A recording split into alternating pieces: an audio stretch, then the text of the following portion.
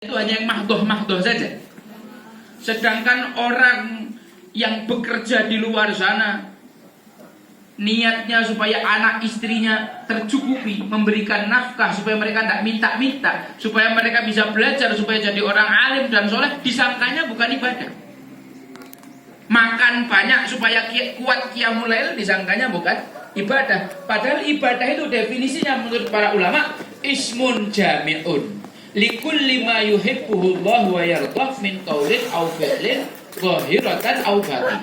Segala sesuatu yang diniatkan untuk ridho dan cinta Allah atau mendapatkan ridho dan cinta Allah, baik itu perkataan atau perbuatan yang tampak ataupun yang tidak tampak.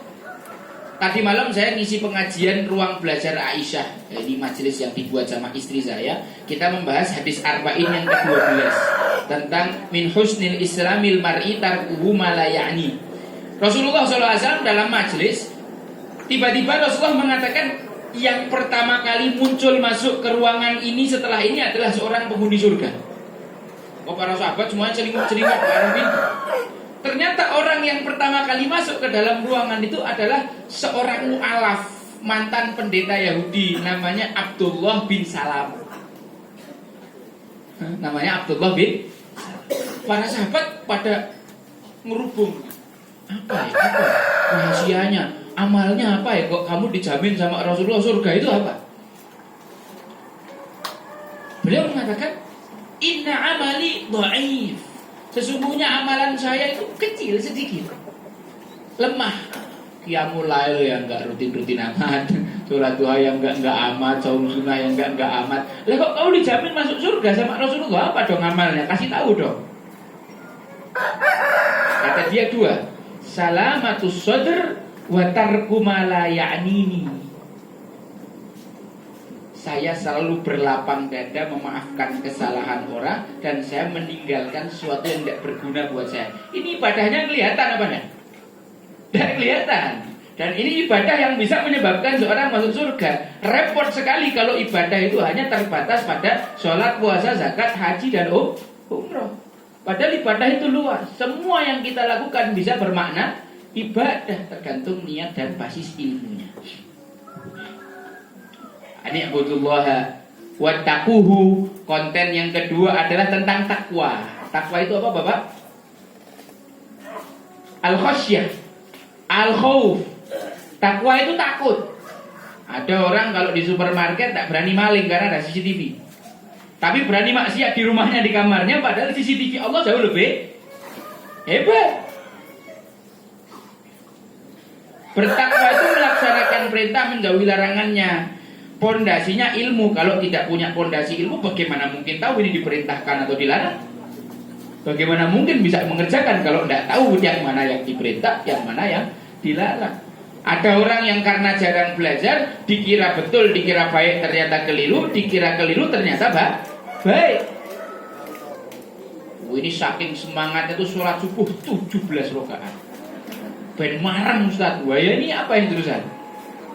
Ini niatnya mau bertakwa, tapi kan kalau tidak punya basis ilmu ya tidak bisa. Harus dibangun atas dasar al-ikhlas wa ittiba'is sunnah. Ikhlas dan ittiba'us sunnah. Kalau ikhlas kok tidak ittiba' tidak diterima, kalau ittiba' tidak ikhlas juga tidak. Ani'budullaha wa taquhu wa ati'un, dan taatilah aku. Setiap nabi pasti mengajak umatnya untuk mentaati nabi tersebut. Allah Subhanahu wa taala berfirman, "Qul in kuntum tuhibbunallaha fattabi'uni yuhibbukumullah wa yaghfir lakum dzunubakum." Katakanlah, kalau kau tuhibbunallah, mencintai Allah, fattabi'uni, maka ikutilah aku Nabi Muhammad sallallahu alaihi wasallam, yuhibbukumullah, Allah akan membalas cinta kalian plus bonus wa yaghfir lakum dzunubakum. Tapi kita ini tidak bisa mentaati Rasulullah kalau kita tidak cinta dulu sama Rasulullah, tidak kenal dulu sama Rasulullah. Kalau kita cinta sama istri kita, jangankan sampai dia minta, belum minta aja langsung kita kasih. Ojo ngaku mono to Pak, ya Allah. Kan kalau ada istrinya kan denger kan ya. Oh, ada. Siap. Semoga saya istiqomah mencintai istri saya. Ini kenapa bapak-bapak ini? Tenang. Bapak-bapak Arab tenang. Memang kayak gitu sih menurut riset, biasanya yang mati duluan bapak-bapak ya.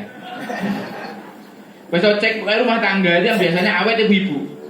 Bapak ini kenapa cepat mati? Apa banyak disentak bojone gitu ya? Fokus Pak, lanjut. Ani budullah wa taquhu wa ati'uhu. Nah, ini adalah konten dakwah yang selalu disampaikan oleh Nabi Nuh, terus konsisten istiqomah selama berapa tadi? 950 tahun. Yaghfir lakum min dzunubikum wa yuakhirkum ila ajalin musamma. Beliau memotivasi umatnya, seburuk apapun masa lalu kalian, kalau kalian mau tobat sama Allah, Allah tuh pasti akan